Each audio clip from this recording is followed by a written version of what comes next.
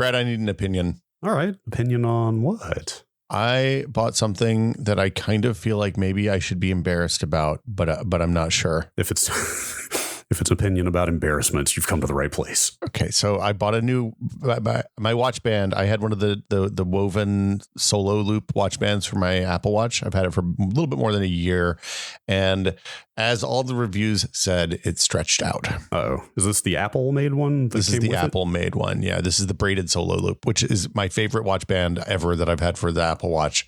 But I've had to. The first one I bought, I had to size down immediately because I was like, this is too big, even after using all their size stuff. The second one lasted for a year, but now taking it on and off every day to charge, it's stretched out. And I mean, I do have slender, delicate wrists, really? And kind of large hands. Huh. I wouldn't have expected that, but okay. I mean, look, they're this is a great podcast, but the hand size to wrist ratio is large. Oh. I wasn't expecting to get into hand phronology on this podcast. Look, we don't believe in phrenology here. That's our official policy. Yes. But so I was looking at watch bands, and I often, if I'm buying a watch band for like a single use thing, like, for example, I want to be able to wear my watch when I'm swimming in the pool and counting laps or something, right? Then I'll go to Amazon and I'll buy the $10 knockoff cheapo watch band. But if I'm buying something that's going to be the new daily wear and I want something that's comfortable enough to sleep in, I tend to go for the Apple brand ones because I find them to last a little bit better. Yeah. Sensible. So I was looking at watch bands. I was like, I want an orange one. And the only orange one that they have right now is the Apple Watch Ultra band. Wait, the Ultra bands are different than regular bands? Well, they're bands that only ship with the Ultras. They'll only ship with, but they fit the big normal Apple Watch. So am I a horrible poser by putting an Apple Watch Ultra, like an obviously Apple Watch Ultra watch band on my non-Apple Watch Ultra? Okay, I don't want to just kill this cold open before it's even started, but I'm just going to say, even if you are, you're not half as bad as anybody who would care that you did that. Okay.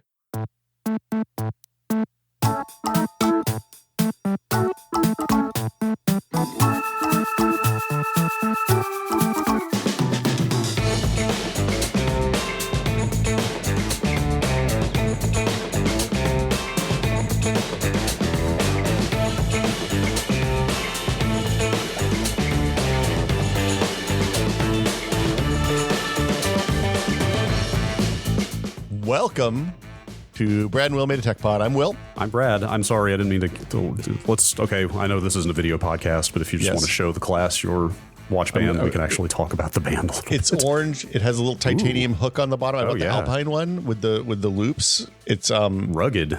It's light is what I liked about it, and it's comfortable enough that I think I'll actually sleep with it on. Oh, that's right. You are a watch sleeper. I forgot. We've talked about that before. I don't understand how that's possible, but I know exactly how much sleep I've gotten every night for the last 400 days. Okay, from a biometric standpoint, I can see how it would be nice, but from a there's a foreign object on me while I'm asleep standpoint, I'm not so sure. Do you know how many times I've actually consulted that information to see how much sleep I've gotten? How many? Never. I do get a little notification that's like, hey, you hit your sleep goal last night. That's so cool. I like that. Hang on, is there a hidden fourth ring? There's not a hidden fourth ring. They should give you a sleep ring. Sleep is important. I wish that either they would add more rings or they would give you customization. I wish that you could like for example, they have a little meditation app. I wish you could do a meditation ring. I wish there were a little more control over. That's a really good suggestion. I like the meditation app. I find often pretty I use the meditation app more than I ever thought I would. But the sleep thing, I set the sleep stuff up in Apple Health years ago and then never used it when I had the phone. But with the watch, I use it all the time. And it I don't know. I feel good when it's like, hey, man, you've done 5 days in a row where you hit your sleep goal 5 days. That seems good. Did not hit the sleep goal last night, sadly. I know.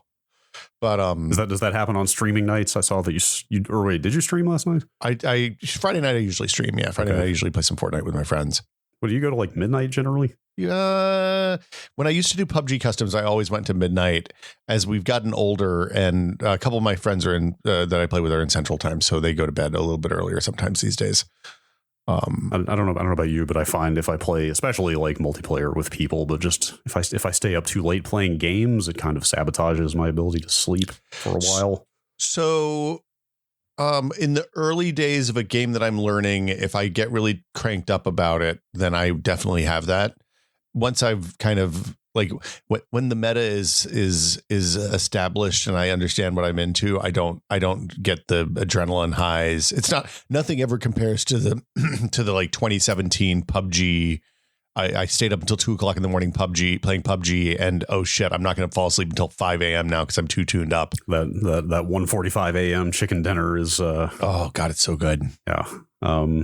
One last thing. First of all, I promise we did not set out to do an all Apple episode here. It's kind of just trending that way, although I think the core topic is a little broader than just Apple. But I do have one other watch thing to mention. Yeah. I've had the most triumphant moment since I got this watch. I got a health notification the other day that said, hey, your cardio recovery has improved. Ooh. Like I've been trying to do a lot of exercise the last couple months, and it straight up was like cardio recovery is just sort of like once you reach elevated active heart rate, how fast it comes back down. That's awesome. I guess is one measure of your overall health. Yeah. And it was just like because I had been staring at my VO2 max. I don't know if you ever dig into the health stuff. I often think about my VO2 max. Doesn't everybody? Yeah. What is that? I forget. That's something it's like it's the carrying capacity of your efficiency blood for oxygen or something. Yes, exactly. So I guess like the higher that is, also the better. But still, like this was not that, but still, just seeing a metric that is my physical function improve, like that's possibly the best type of number to see go up. So when I got COVID last year, I was a little bit wobbly afterwards because like I got the real tired's. And it gave me the, hey, we've noticed your walking steadiness has decreased. I was like, oh no, it thinks I'm 90. I know. The watch thinks I'm really old. I got this thing just in time to measure the gradual decline to senescence. I think they should maybe they should build into Siri the ability to be like, hey, I've been ill. Hey, this is going on. Maybe don't scold me quite as much right now. Yeah, like I would say vigorous 29-minute exercise right now would let you close your activity ring for the end of the day. And when I was laying there coughing up 3 lungs, it wasn't great. That wasn't helpful. Yeah. But so what you're just a stock Solo. You're just the normal the standard watch band, right? The plastic one with the hooks. Yeah. What is this? Silicone, I think is what it is. Silicone. Yeah. There is a name for this. Solo loop or. The loop is the one that stretches that doesn't have the hooks. I forget what the name is for I this think it's just the Solo band. That might be right. Yeah. It's the one with the little metal stud that you just stick through the hole. Like I got it thinking like, oh, that'll be my exercise band and I'll get something like more stylish. Yeah. But I've just kind of stuck with it. I really like the ones that don't have the clasps. So the other choice on this one was to get one of the ones that has that's like the fold over Velcro.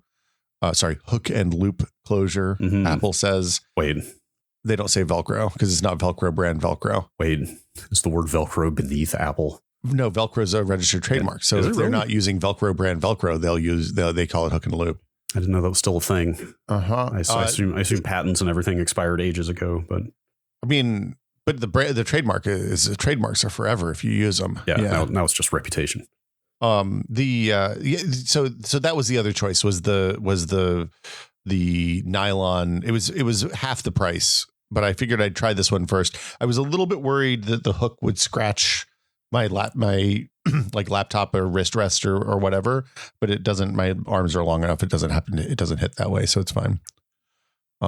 Wearable technology. It's kind of cool. Yeah. But now I'm an alpiner, Brad. I can go mountain climbing now. I have the right watch band. That's right. I'm curious to see what happens with the with the watch line going forward. Now that the Ultra is out there, like is that flat face going to trickle down to the regular line? I look, the flat face. My next watch, I think, is probably going to be an Ultra. I would bet. I will pony up the extra couple $100 to get the fancy boy. I seriously considered it. It's very expensive, but the flat face and bigger screen were very appealing. Even though I don't need any of the other features, but I just went with the regular. Well, the flat face and 3-day battery life is the one for me. 3 days? 3 days. Oh my God. Which if they say 3 days, that like they say my watch is a 1-day battery life. So that means I'd probably get 5 the way I use it. Huh. Okay. Anyway. realized the battery life was all right. Well, something to think about. But I mean, here's the thing: you came in not knowing if you even wanted to watch. Yeah, that was like you dipped your toes in. I where I landed was I'm just going to get the most basic model that is the cheapest and see if I even like this. And it turns out it's very useful. Yeah, it's a handy thing. I listened to music on mine this morning while I was laying in bed, and I was like, I can't sleep, so I just grabbed my AirPods and jammed them in and connected the AirPods to the watch and played music off of Apple Music from the watch. Streaming straight from the watch. Straight from the watch to the ears. Weird coincidence. I also finally paired some Bluetooth headphones with my watch this week. I've been trying to put podcasts on it because when I go out to walk or increasingly, hopefully start running. Yeah. Nice to not have a big phone bouncing around in your pocket. Yeah, it turns out. Just because you want to play music or podcasts off of it. So, oh my God, getting podcasts directly onto this watch is a nightmare. Do you use Overcast? Yes, that was the only thing I could figure out to do. I typically just use the Apple Podcast app because it's there and it's good enough on the phone, but it's completely unusable. Not good enough for the watch. Completely it's not good enough. The Overcast integration is pretty good in my experience. I think you used to be able to just hit the thing and send it to it, but I don't think it works that way anymore. You can't. So you have to add it to a playlist on the phone. That's right. And you can manually download it, but it's like, okay, now you have to keep the face on for the next 20 minutes because it's a very slow download. And the time I tried that, it got 80% of the way there and failed. The other option is basically just say like, hey, anything in the playlist, just sync it when it's on power. So that's what I've been doing, which is that's a little inconvenient, but at least it works. Yeah. Yeah. What are we talking about this week though, Brad? Let's put all this Apple business aside. Yes. And talk about something totally not Apple related. Your iPad Pro. No, actually, so we're gonna talk about a sort of trip report now that you've been on an M2 iPad Pro for a few months, but I think also just more broadly, like, hey, this recent market segmentation of sort of tablet / laptop hybrid foldable, like this whole layer that now exists between traditional tablet and traditional laptop. Like, is that feasible? And I'm curious to hear your thoughts. Yeah. End of last year, I needed a laptop because my 2016 Razer Blade, it's like their MacBook Pro size case, but it's mostly filled with GPU and it has like a 40-minute battery. I'm guessing you bought that for VR demos. I bought that specifically so I could do VR demos. Yeah, because I could carry that in a normal ass bag, and it wasn't like an 18-inch gaming laptop that weighed 18 pounds or anything like that. It was very loud, had terrible battery life. And I needed a new portable computer, not necessarily a laptop. So I needed something, these days I work on a desktop PC at my desk, but when I'm traveling, often I can have something a lot lighter. Like I'm doing presentations, stuff like that. I don't necessarily need the full big boy computer. So I looked at what was around. I kind of looked at Surfaces a little bit because I really liked I think they called it the Surface Book, which was the laptop with the folding metal hinge from like 2013 to 2017. I think they stopped that middle of last decade. But you could pop off the screen. It would be just a tablet. You could jam it in. It would be a laptop. It was expensive at the time. But the thing I realized when I was looking at this is I wasn't going to save money by doing an iPad Pro and a keyboard. I was going to end up about the same as what I would spend on a MacBook Pro and so or a comparable Windows laptop. So I needed something to take on trips, but I also wanted something I could use around the house as like my sitting on the couch computing, so I wouldn't be on my phone for the entire time I was sitting out there because it hurts. A lot of reasons not to be on your phone. I wanted something with real battery life because I was sick and tired of 40 minutes of battery on the Razer. I wanted a decent keyboard that I actually do some writing on because I do a fair amount of writing for both work and fun. And like I've done show notes for this podcast on a touchscreen keyboard before, and it sucks. It's not great. Yeah. Yes. Nobody wants to do that. I think that's the aspect of this I'm the most interested in hearing about is it's not a full laptop keyboard. I guess is it floppy? I don't know. Like it's not like the base of a laptop that's attaching to this thing, but is that style of detachable keyboard like a valid replacement or not for a laptop? That's the thing I'm curious about. We can get into it. And then the other thing is I was curious about drawing because I do a fair amount of did game design stuff, we do a lot of drawing. Oh, I didn't even think about that. Yeah. Yeah. Like there's a lot of like, hey, I need to sketch something because it's just easier. And since we're all virtual, being able to pull out the iPad and sketch something real quick and then send it into Teams or whatever is incredibly valuable to me. Yeah. Even if you're not like an artist sketching an illustration, I'm sure just like diagramming something out is way faster. Yeah. Like say if you're trying to think of an example that's not real, but like when I was diagramming out how the flow of the mall holdout was going to work, it was really nice to just be able to draw a vertical cylinder and then, show that I wanted people to move from the bottom to the top or the different options and then see what people thought. Right. Because it was one of those 500 words or like 3 drawings situations. Sure. So yeah, I looked at everything that was out there. I didn't want a MacBook because no touchscreen. And really I didn't want a full PC because I didn't want the maintenance overhead of having another PC in the house. Because like with the Razer, it's unwieldy and like I used it infrequently enough that when I did turn it on, it was always like, okay, I got to install 50 Windows updates. I got to update Dropbox. It's got to download 3 terabytes of stuff from my Dropbox folder. I've got to update the video card drivers. I've got to update the sound. Like it was like 2 days before I go on a trip, I'd have to open it up and plug it in and just leave it running for a while and then come back and hit a couple of buttons and then leave it running for a while. Right. It was a pain in the ass. So I wanted something that was going to be convenient enough that I used it all the time, which is why I ended up getting the iPad Pro. And like when I started on this path, I went and read a bunch of the Mac sites. And the takeaway from all of the Mac people, like the journalists who write about this stuff all the time, is, man, it's really bullshit that the iPad isn't as capable as the MacBook. Like we should be able to run Mac OS on the iPad for what it costs. Oh, they're talking from a sort of UX perspective, and what is the interface on this thing? Not specific, not a technical spec divide, but more of a what does Apple let you run on this sort of thing? Both, kind of. Like it's like an ecosystem thing. It's like hey, look, these 2 things cost the same thing. They're running basically the same hardware. Right. Why don't they let the users choose? And I'm like, well, clearly you people who are writing about Apple for the last 30 years have never used an Apple product before. Have you ever observed the functioning of the corporation Apple before? Mm-hmm. Though the iPad's moving to the M series SoCs, I think is why this is actually such an interesting topic now, is that only happened 3-ish year. When was the first M1? This is the second iPad Pro, because it's the M1 iPad Pro and then the M2 iPad Pros, and that's it. And there's also iPad Airs with M1s as well. Oh, do the Airs have M's now? Yeah, the Airs have M's now. So is that officially? I should maybe look this up. Is that all the iPads are now on M's instead of A's? Or? No, so the iPad and the iPad Mini are still A14s or A12s, I think. The part where the Air is a like superior and more capable product to the regular, like I can't get my head. Like Air to me sounds like light and fluffy and like baseline or minimal. So the Air being the one that's more powerful just from a branding standpoint is weird. Anyway. Well, so the Air uses the same accessories as the Pro. That's the differentiator. Okay. So like there's a version of the first rev of the Apple Pencil works on the iPad. The second rev works on the Air and the Pro.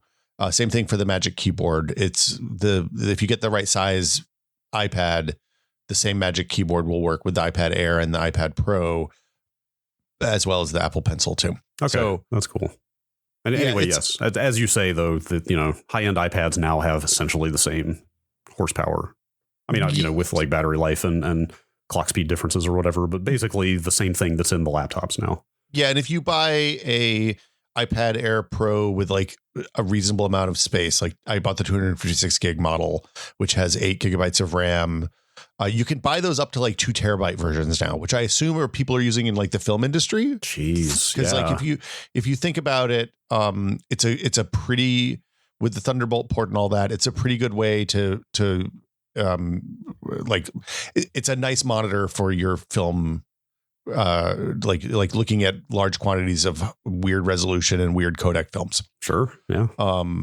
I don't know. And they go up to like 13-inch now is the biggest one. Is that right? 12.9, I think, is the big one. Yeah. All the iPad Air, iPad Pros have 8 gigs of RAM until you get to the 16 gig version, until you get to the 2 terabyte, 1 terabyte and 2 terabyte versions, which have 16 gigs. Wow, no kidding. God, that is like literally the guts of a laptop in there. That's wild. Yeah, the only difference is you have to buy the keyboard separately, which is expensive. It's like $300. What? I mean, again, Apple, but geez, man. Well, okay, so it's a keyboard and a stand, and it has the interface for plugging it in, and it has a backlit keyboard and the keyboard and a trackpad, and the keyboard's actually good is the thing I'll say. It's not like some janky touch keyboard or like the weird fabric things that they used to put on services 10 years ago. How does it interface wirelessly with the tablet, I assume?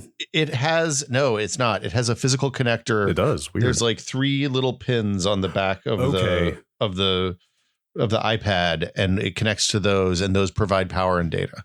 So I'll just mention I have I believe 2017 iPad Pro, like an A12 or A10, probably A9, A10, A10, 11, 12, somewhere around there. It was the last iPad Pro with the physical home button on it. Yeah, and you have the 3 connectors on the side for that one. I think, do have the little 3 little dots there as well. It's the same thing. Yeah. You have an audio jack on yours. That's fancy. Mine still has a headphone jack. Wow. So from an SoC perspective, the difference is that the M chips have 8 cores, 4 big, 4 little. I think they have more GPU cores than the A cores. The A series cores have six CPU cores instead of 8, and they're slower and less capable. So like when you look at benchmarks, it's a pretty significant jump, especially when you get to multi-threaded stuff. There's dual channel memory on the M chips versus single channel on the A chips. So it's like half memory bandwidth. Stuff like that. A is on a bigger process node. They're on the same process. If you get the same generation now, but I think they're both 5 nanometer now. But but it's like looking at Geekbench scores and stuff like that. It was. I mean, I don't think you would notice, but and realistically, the choice I was making wasn't between the Pro and the iPad. It was between the Pro and the Air, probably. But anyway, the difference from a user perspective, though, is that there's 3 kinds of multitasking on the Pros. There's the old side-by-side stuff that's been on the iPad forever, where you can like open 2 windows and kind of change the ratio of screen allotted to each one. There's this thing called swipe away, screen slide. Sorry, slide over. Sure, where it like you can put like just the edge of the window on and go back to the desktop and open something else and then switch back and forth between them easily. That's one, assuming that I'm thinking about the same feature you are, that's one that I find myself fumbling into on my Pro. Yeah, often you hit the wrong button and that's where you end up. And then like I've never felt more like, I don't want to say like my parents, but just like, let's say the older generation that struggles with new technology than I have stumbling into some of the newer iPad multitasking features of just like, well, why did this window just gets slid over to the 1/3 of the screen instead of the whole screen? How do I dismiss this? How do I make it big again? What do I do? I just start flailing around. Well, and then the third one on the Pros is Stage Manager. Okay, that's new, right? That's new. Yeah. Newish. I think it started with the M's. Maybe it's older on the iPads. So I believe that just got rolled into macOS in the last update last fall. That would make sense. It's basically replaces their multi-desktop window manager thing. So you can have windows on top of each other on the iPad now. You can have like multiple windows open. You can have a dock. What? You can have multiple sets of windows. So you can have like last night when I was doing show notes, I had Firefox and the notes open in Google Docs. And then I also had a Procreate window and a settings window open on a different like selection of windows. And you can switch back and forth between them. It's really easy and really fast. And it lets me like, it is janky in that it isn't as good as like using a real window manager with a mouse and keyboard on a real computer, but it's I would describe it as pretty good for like tablet type use. Like I was pretty pleased. When I figured out how to work it, I was pretty pleased with it. They don't explain it at all. You have to, I had to go read some like a Macworld article or something to figure out what the fuck was going on there. Cause it was a little bit confusing. That sounds like a level of window management flexibility that is just approaching a traditional desktop OS. Like that seems like the lines have never been blurrier. Yeah, it still has some weird limits. Like you don't have like full resolution control on the windows. It still kind of snaps to like iPad-y or iOS-y, whatever resolutions for the apps. Okay. But it's not like there's only 4 of them. There's a whole bunch. Like it's you wouldn't notice if you were looking for that. I think it was the part where you said you can have Windows on top of Windows that it was like, oh, this kind of is just the traditional desktop metaphor now. Well, and then the other thing that's nice is they actually let you turn that on and off. So it's in the control center. That stage manager feature is in the control center, and you can turn it off if you want. You can also turn off showing the dock when you're in that. Huh. Okay. So like the dock gives you a good way to switch between different views and different applications that are open at any given time. But it's pretty, like, it's a pretty powerful thing for the iPad. Now, it's worth mentioning, I haven't had a new iPad in a really long time. The last iPad I bought was, I think, an iPad Air 2, which was in 2014 or 2015, probably.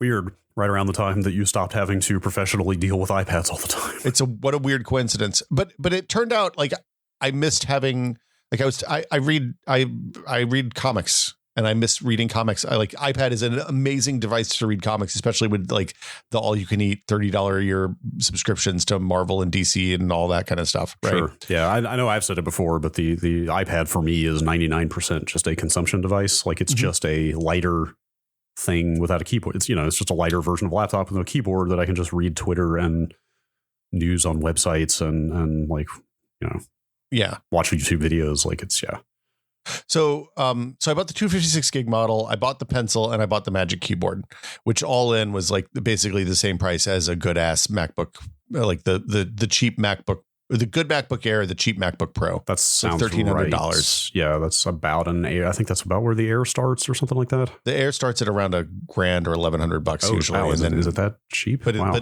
but they do the normal thing that they do because, so looking at it, 128 gig model is not enough, right? Like you need more space, because I did want to be able to like load some movies on it when I was on the airplane and stuff like that. So it weighs about a pound without the keyboard. It weighs more with the keyboard, but when I have the keyboard on it, I kind of don't care because it's sitting on something, right? I'm not carrying it. I'm not holding it. The battery life is, my normal use is that I use it for 30 minutes or an hour before bed, or like in the evening sitting on the couch. And I usually charge it at most twice a week, maybe usually once a week. Wow, that's pretty good. It plugs into the PD fast charge port on my front of my computer. That's where I charge it, and it charges like an hour or two. Wow. from nothing to full. Do you trust the high speed PD charging? I've seen some FUD kind of floating around that it's like maybe not great for battery longevity, specifically for heat reasons. I don't know. I feel like Apple's gotten to the point now where like they slow down, like your AirPods slow down when you get to 80% now. So, right. I assume that they're doing what they can to maximize the charge cycles. Yeah. My this M1 MacBook Pro occasionally, like frequently, not all the time, but frequently will stop charging at 80% and just sit. Yeah. The AirPods just stop charging at 80% often because they know that I'm going to plug them back in. Yeah. That's the charging logic that they have gotten into lately is kind of a whole topic unto itself. Like the green charging window stuff that I don't think we've really talked about since they rolled it out. I assume you've seen that. I haven't seen that. But like it was a big hubbub because it was a whole bunch of people just going like you're not going to take away my charging freedom. Like, fuck you, no. big brother, Apple. The idea is essentially the device, I don't know where it's pulling the data from, but it's able to know when the power on the grid is being generated by green sources.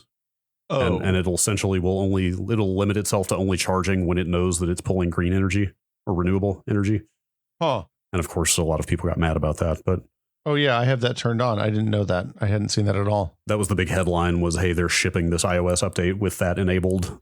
It makes sense. It's like I charge my car from midnight until 3 p.m. because it's cheaper for me. It's like there's a financial incentive to do that. Yeah. Actually, the Xbox did the same thing like 2 months ago. They also rolled out that feature that causes it to only wake up and pull updates in those kinds of windows. And of course, there's Ted Cruz right on cue going, they're trying to take your Xbox from you. I mean, it makes sense. It makes like I like spending less for electricity. It turns out. Who knew? Yeah. Anyway, it does use a fair amount of battery when it's just idle. Like if I don't use it for a few days, I'll come back and it'll be down 15%. or 10%, whatever. I don't know. I probably have stuff running in the background. Yeah. If I leave the fancy multitasking on, the stage manager stuff on, it tends to eat more. Even asleep. It's hard to say, but I feel like that impacts battery life. The camera is real nice. Okay. Like it has the fancy wide angle camera, so when you're FaceTiming someone, you can walk around in like 160 degree field of view in front of it, and it'll just track you. So I set it up on the stand on the dining room table while we're eating breakfast and FaceTime my parents sometimes. Huh. And Okay. like it switches back and forth between my daughter and I are sitting next to each other talking. Wow. Yeah. When you're talking? Yeah. Like it's capable of telling. I wonder if it's doing that on sound.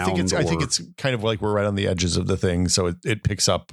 I think it's picking up whose face is in more, because I usually lean in a little bit. Oh, I see. It's not a who's talking. No, kind of it does if we're close enough, it does a really good job framing us both. Okay. If we're like right on the edges, it switches to whichever edge it thinks is most relevant. I thought you meant it was actively tracking who's talking and focusing them, because that would be kind of next level. I don't know if they probably would do some kind of facial tracking to. I mean, yeah, they should be able to do that, because they can try to see whether your lips are flapping. Right. The rear camera has the LiDAR scanner, which is really neat. You can use it, like I've used it with Scandy to scan rooms, which is like super fun. I did a couple of head scans, but I don't have a model who will sit still enough to actually scan their head. But it generates the big point cloud, and then you can export that to become an FBX or whatever. So the Magic Keyboard's interesting. Like I literally talked to you about this before I bought it, but I was like, I'm going to buy this. I think I'm probably going to send it back and buy a Logitech one after I use it for 12 days. Right. It's really good. Like it's super good. It's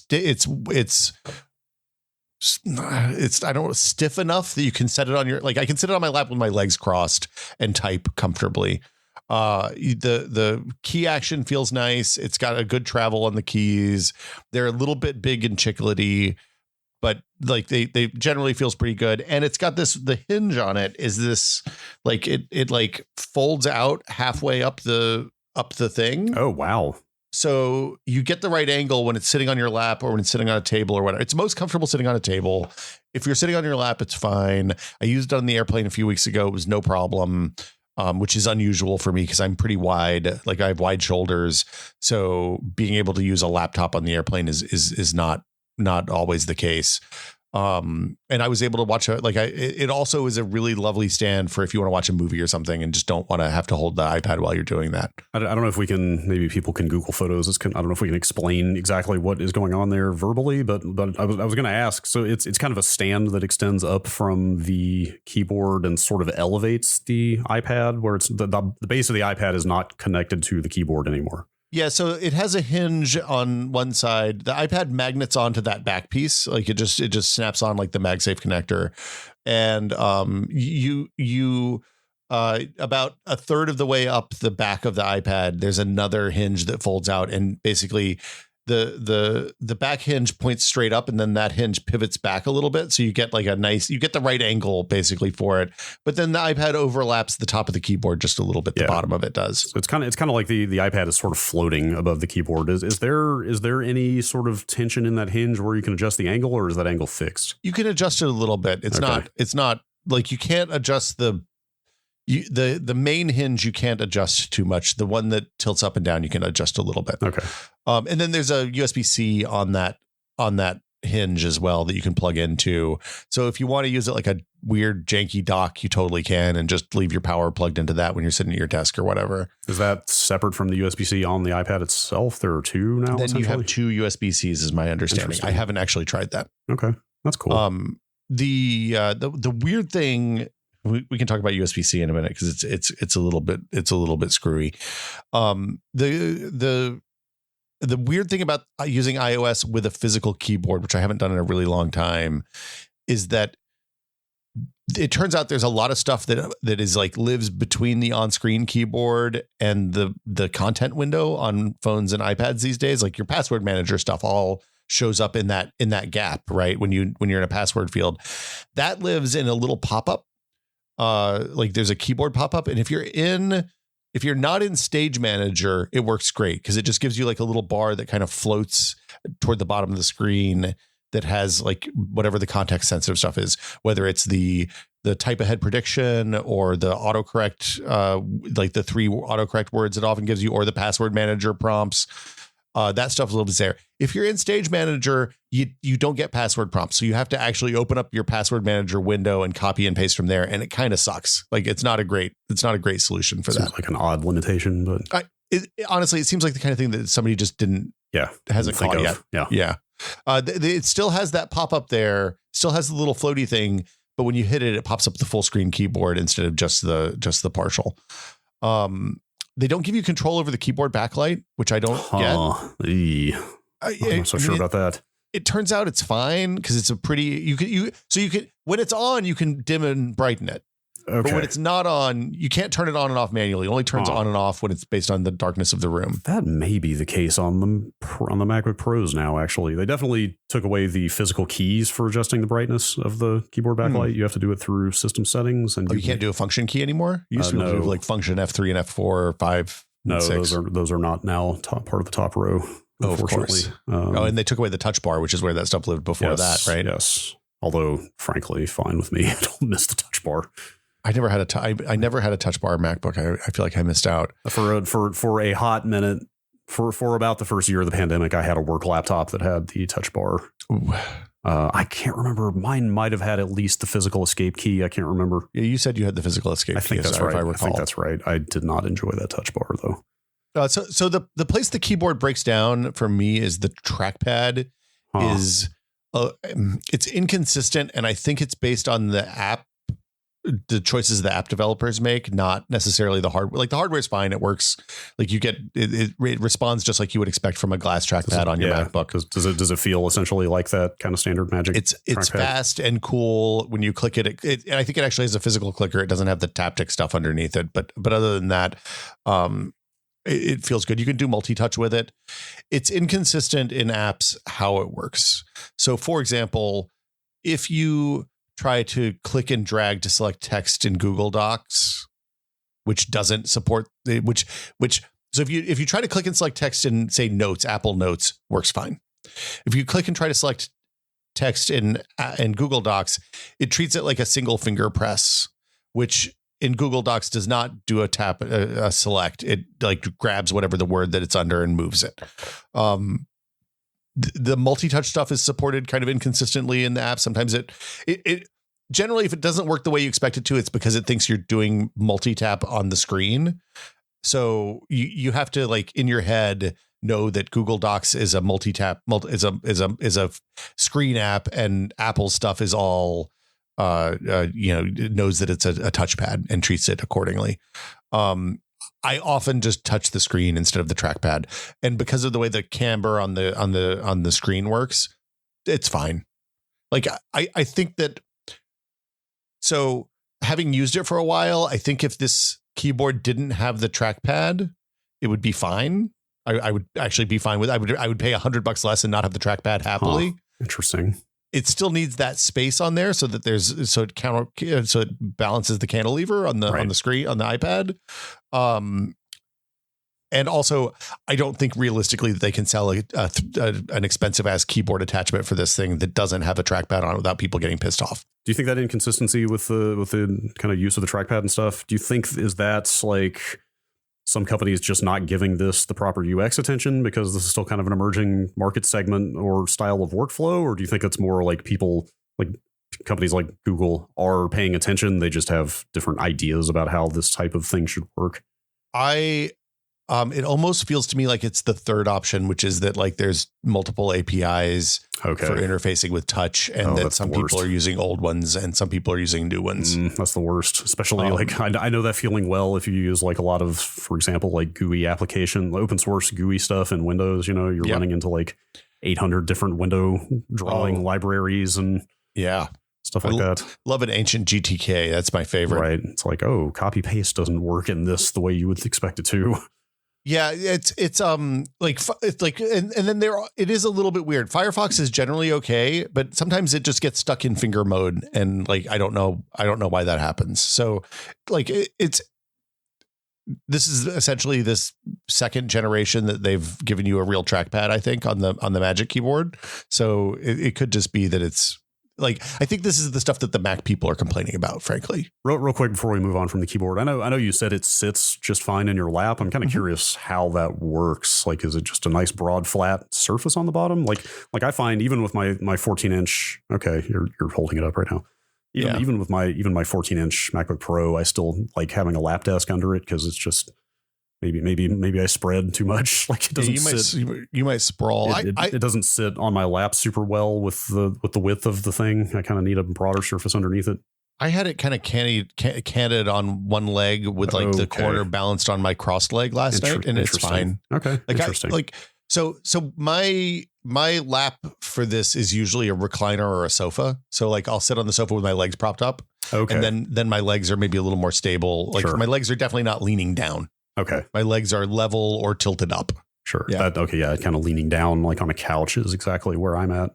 Yeah. Usually, if I was sitting on the couch, I probably wouldn't. It's probably not as good. I did use it at the airport gate, sitting waiting for the plane though. So, and that was fine.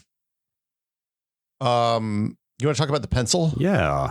I think I'm laughing at the first line of these notes under pencil. But my handwriting isn't good enough to take notes with the pencil. Yes. It's harsh, but fair. I would probably be in the same place. I never once got complimented on my handwriting my entire life. Nobody's ever been like, man, you did. Hey, that is completely legible and something that a normal human would create as yeah. It's just because you've got so much to say, you don't have time to make it pretty. I'm reaching here.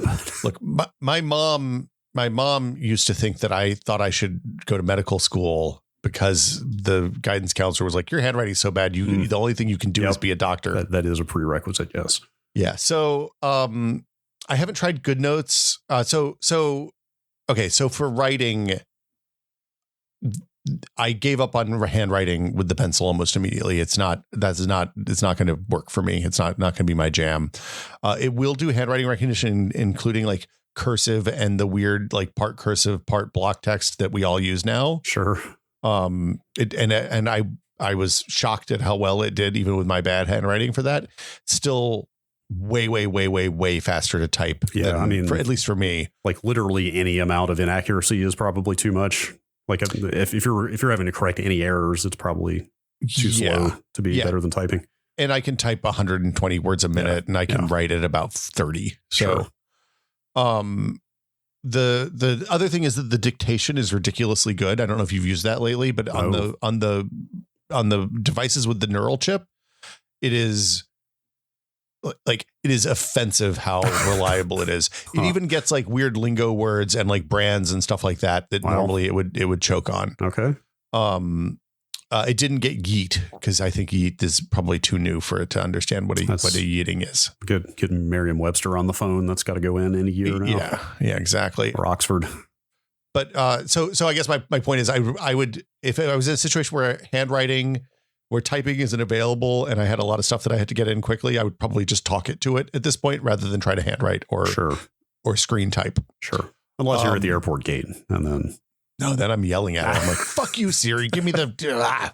Anyway, sorry for the yelling and the cursing children. The pencil, like the lift detection and the pickup detection and all that, it detects really far from the screen. It's like a half an inch from the screen, probably. Like to take actual input, like you can write without contacting the screen, or is it more just moving a cursor at that distance?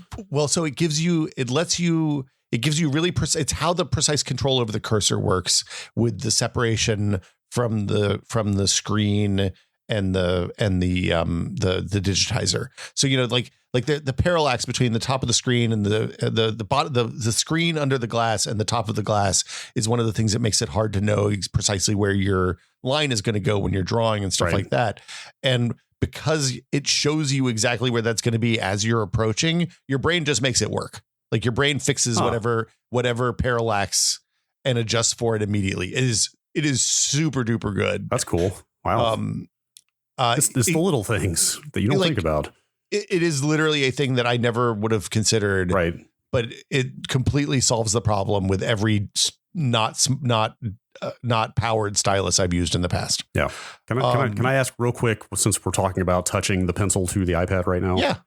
What is the tip of the pencil made out of, and how does that feel? Like, just the thought of, I'm sure it's some space age frictionless material or something, but the thought of dragging a pointing device around across a piece of glass all the time just kind of makes me cringe. So it's like a hard plasticky stuff. Okay. It's not like hard. It's not like Delrin hard. It's not like a really hard plastic, but it's definitely a firmer plastic. It feels okay just on the glass. It tends to leave.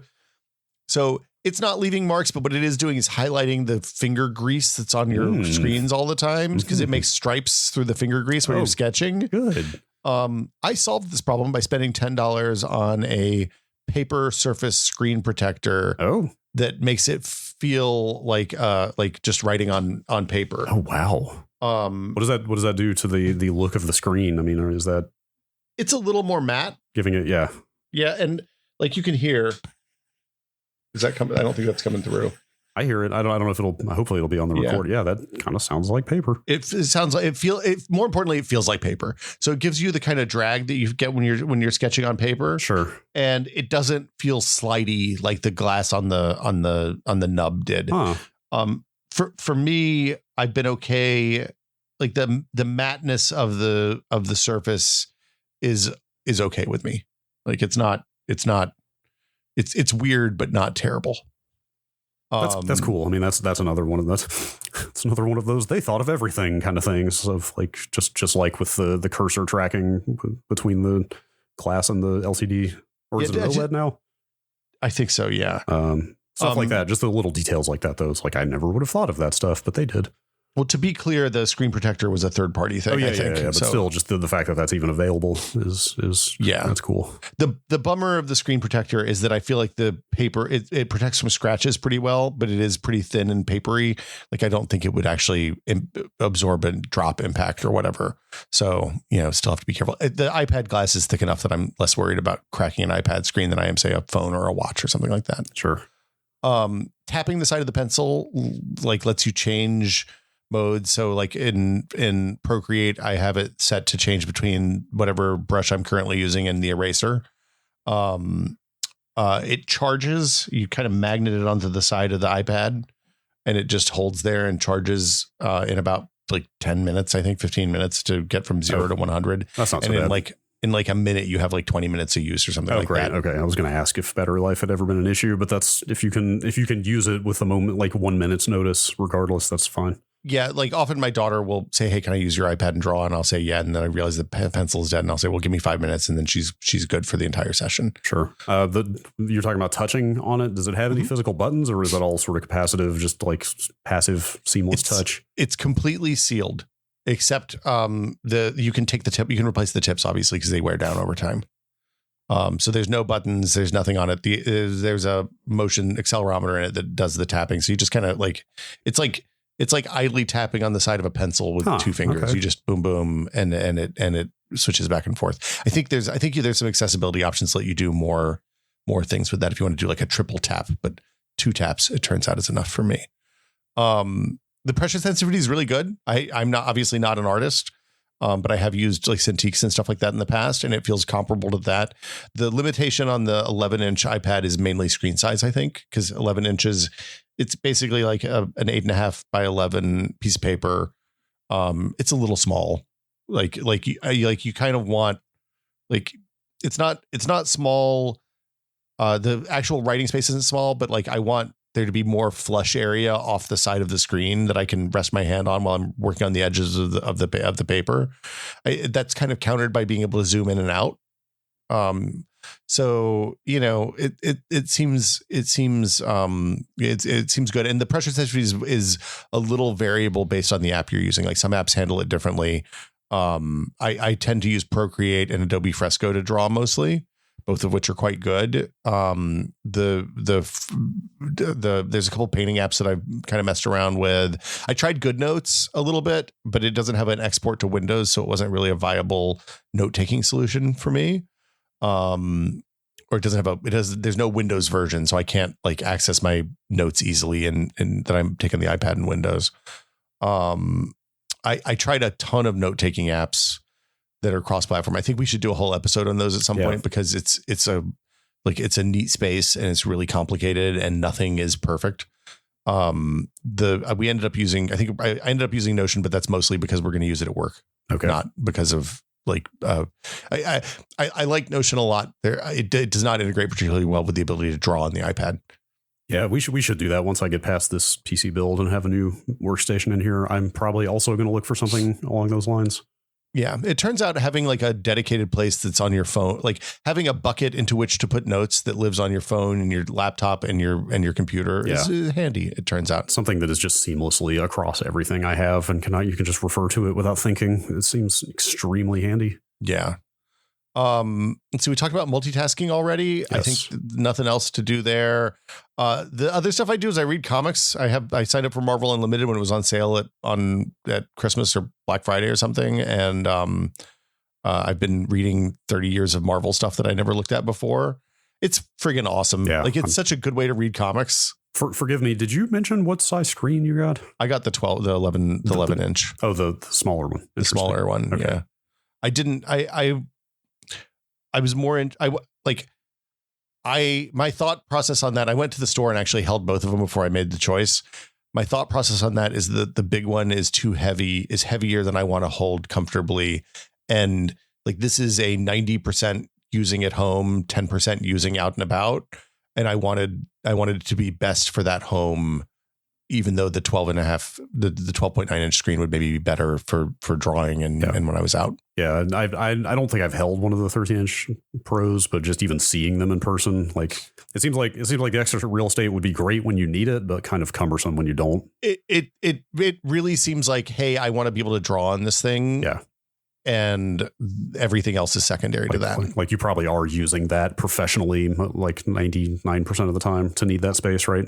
I would kind of assume so. Yeah. I think it also has a better aspect ratio for film, but I'm not sure about that. Yeah. I'll mention right now, we touched on this earlier with like potential sort of film industry applications. If anybody uses tablets like this in kind of what I consider like very hardcore creative fields, like film production or fine art or you name it, architecture. I don't know. Like I would love to hear if people who are listening who work in those kinds of disciplines are moving to this style of hybrid kind of tablet detachable sort of thing. The thing my understanding is that people do use these for cataloging. Like when you're on a shoot and you have cards coming in with your footage on it, this is one of the ways that people use to catalog footage and index it and get it on the backups and all that before they cycle the cards back out to the shoot. Sure. But that's more on like that's not film scale. That's or even like prestige TV. That's like really high end YouTube or low end like reality TV stuff is my understanding. Sure. I even wonder, like, are there applications for like say mounting one of these to a camera? Like can it yeah. Like, I'm curious about any sort of like slightly more esoteric or DIY uses of these things. Well, so that's one of the things I didn't do is you like the USB-C port on this is actually a Thunderbolt 3 or 4 port. Like it's a USB 4, Thunderbolt 3, I think. Okay. So you can connect like a dock to it. You can connect a monitor to it and it'll work. It's a full ass. You can put a full ass second screen on this thing. Right. I haven't tried that because I don't have a monitor that would work with. I don't think I have a Thunderbolt monitor that's like my Thunderbolt monitor is a Thunderbolt 1 monitor. I don't think it works with that anymore. Or I'd have to get some screwy like USB-C to DisplayPort cable, I think, in order for it to work. But it's it's got weird.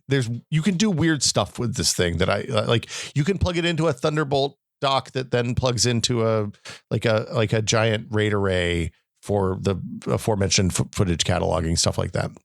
And it's not like you're dealing with a phone Lightning USB 3, like slow USB 3, not fast USB 3.1 data throughput for like transferring stuff on and off. It's fast. I could theoretically plug my audio interface into this and record a podcast with it in GarageBand. That's like literally the last thing in these notes here. Things I haven't done, recorded a podcast. Yeah, it kind of scares me because I don't know that iOS will let me. Like, I would have to use I wouldn't be able to monitor because I'd have to use a different pair of headphones to talk to you on the Zoom call than I was using to talk on the podcast. Yeah. So I like being able to monitor myself. Yes, absolutely. I'm also sitting here trying to think, like, what kind of redundancy could you set up there? Like, not much. I'm sure you're the same. Like, I wouldn't want to attempt that unless there was also some kind of backup recording running. And I'm not sure how you would do that, because at the end of the day, it is still an iPad, and it's probably not going to let you run two separate applications and record on both. So the way my audio chain is set up, I could hook the audio interface that I use on my desktop PC, my main desktop PC, which is a Motu M4. I could plug that into the USB-C port and then pipe the microphone out from that into the big mixer on my streaming PC and then record on the streaming PC. Yeah. It would be a fair amount of work. And I don't know that I care that much. That's kind of the bigger thing, is like all your other recording gear is already rooted to a desk anyway. You might as well use the big machine that's also sitting at the desk. Like, yeah, there's not much benefit to doing it on an iPad, I guess. The benefit is I'm traveling next week. Oh, yeah. And if you're out of town, that's different. I could have taken a headset and my audio interface, and theoretically, like, the thing I haven't tried, and I should have done this beforehand, I apologize, is I haven't tried doing like a Zoom call on the iPad and having GarageBand running at the same time recording. Interesting, yeah. Because theoretically, Stage Manager should let me do that, but I have not tried it yet. But I do. Like, almost all the show notes that I've written since I've gotten this have been written on this, because it's nice to sit in the living room and not do this in the office that I spend 10 or 15 hours a day in. Sure. I've run a bunch of presentations on it. I play games pretty much every day. Like, because we have Apple TV and Apple Music, we also, and data from them, we also get Apple Arcade for free, basically. And I play a bunch of Apple Arcade. It turns out Apple Arcade is a pretty good solution for playing games on your iOS device without having to deal with a bunch of free to play nonsense. Sure. And that's it. Sounds like a successful experiment so far. Like, I think a laptop would be more like, it's definitely not as capable as a laptop. Like that is even an M2, even looking at what's possible, especially now that all of the apps that I use are their M2 versions for Mac OS. Like, undoubtedly, I would have had a more capable device if I bought the MacBook. However, I wouldn't be able to draw on it, which, like, there's something, it's really lovely. And my drawing has gotten, my basic, like, pencil sketching has gotten so much better since I got Procreate and I started doing reference layers. So I'll take an image of something that I want to learn how to draw, and I'll put it in a reference layer and then kind of fade that out and then just sketch on top of that reference, almost like I'm drawing on onion skin or something like that. And it's taught me more about shading and how to do, like, what I should focus on and what I shouldn't focus on than anything I've done in the 40 years preceding in being a bad drawer. So yeah, like, I couldn't do that on a laptop. Yeah, I could have done on a Surface, I guess, but different situation. Sure. I mean, the thing I'll say, I love this M1 MacBook Pro. It is the best laptop I've ever owned by a fair margin. I still only use it when I have to, honestly. Like, I still only use it when I can't do what I need to do on anything else. Like, if I'm just lounging and I just want to look at Twitter or whatever, like, I'm still on my 6-year-old iPad Pro, because there's a clunkiness factor to a laptop that you are avoiding. Yeah, and because the iOS stuff is better at the maintenance, like, you get an update. I get an OS update every couple of months, every month or so, I guess. But then the apps just kind of update quietly in the background without me really having to do anything. And I don't have the, hey, here's 10 things you have to update every time I turn on the computer, because I don't use it frequently enough. Removing that entire layer of friction on a work device, I mean, I can see the appeal there for sure. It's pretty nice, it turns out. So that'll do it for us. Apologies again for the all Apple episode. I know some people don't really like that. Like, some of the stuff, like, is like at least very broadly from 10,000 feet applicable to, Chromebooks, Surfaces, like that whole style of device seems to be going this direction of, like, it's mostly a tablet, but now it's kind of a laptop. They plug together, they detach, like, you can kind of use it in a bunch of different contexts. Like, it just kind of seems like where the mobile work space is going, not the mobile, like, entertainment and stuff like that, but professional mobile stuff seems like it's going this way. So hopefully this is useful to everybody. It's a weird situation, because, like, a lot of this, lives and dies based on the applications that are available. And I feel like Apple, like Windows is its own kind of weird thing because they're like, you can run full ass Photoshop. I mean, there is a version of Photoshop you can run on this. I have Affinity Photo and Affinity Publisher and Affinity Designer on my laptop. I mean, on my iPad, and I use them a lot. Right. And it's the same versions that are on my Windows machine, which is fantastic. Yeah. The place that the iPad really breaks down for me as a Windows primary computer user is that a lot of the very, very best, like, hey, we won the Apple Design Award bullshit apps don't have Windows counterparts because they're by developers who live only in the the Apple ecosystem. Right. And like, that's where GoodNotes breaks down for me. Like, GoodNotes is incredible. It's really, really neat. I would absolutely pay $10 for that. No hesitation, except there's no path from GoodNotes on my iPad to GoodNotes on a PC. There are a handful of note-taking apps. There's this thing called Craft that's quite good. And it does have Windows versions. It's kind of splits the difference between Notion and GoodNotes. But it's not as good at taking text notes as Notion is. So Notion, as a primary text note taker, Notion probably wins for me. Last thing I just want to mention real quick. We don't need to derail. Maybe we'll touch on this later. I did not realize Microsoft is doing its own ARM CPUs now. I mean, I don't know who's actually designing them, but yeah, they have SoCs. Yeah, this Surface Pro 9, if you look at the specs, it says it has a Microsoft SQ3 processor in it. And like I know you've been seeing more about Windows on ARM lately, but I would have assumed any ARM Microsoft device was like a Qualcomm of some kind. Oh, actually, okay, I'm looking here. It is. I think it is a Qualcomm, isn't it? The SQ3 is based on a Snapdragon design, actually. Yeah, but they are at least like branding them, the CPUs for as their own now. Well, so that's kind of an interesting move. I think they're in the position that Apple was before they started designing their SoCs from scratch, where they're like taking the off the shelf stuff and adding more GPU capability to it, or machine learning, or whatever it is they feel like is important. They're jamming on there. Right. So anyway, I don't know that this is an approach that's right for everyone, but I'm quite happy with it, with my choices so far. So ask me again in a year. Sounds quite functional. And on that note, I guess it's time to wrap up the show. That's right. This is the portion of the show where we thank our patrons. Yeah, thank you, patrons. Our patrons keep this show quite functional. Yes. Thank you, patrons. We do appreciate you.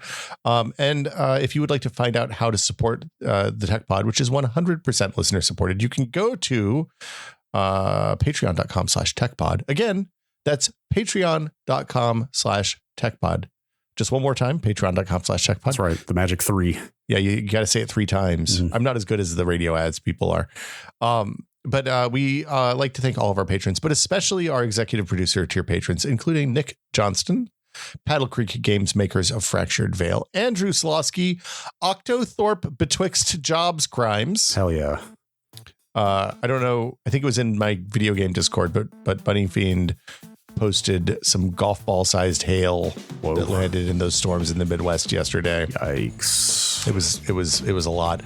Just Wedge. Thank you, Just Wedge. Joel Krauska, Twinkle Twinkie, David Allen, and James Kamek. Thank you all so much. Yes. We appreciate everybody's support. We do. Because it lets us do the show and it gives me a good excuse to talk to my friend Brad every week, which I love. That's a nice thing to have. Yeah. Yeah. Should everybody have people giving you money to hang out with your friends? Anyway, I hope everybody has a good week, and we will be back next. Oh, wait, I'm traveling next week, so we're going to do something different next week. Yes, we will have a new episode. We will have a new episode of something. Maybe a little different. Uh-huh. See y'all then.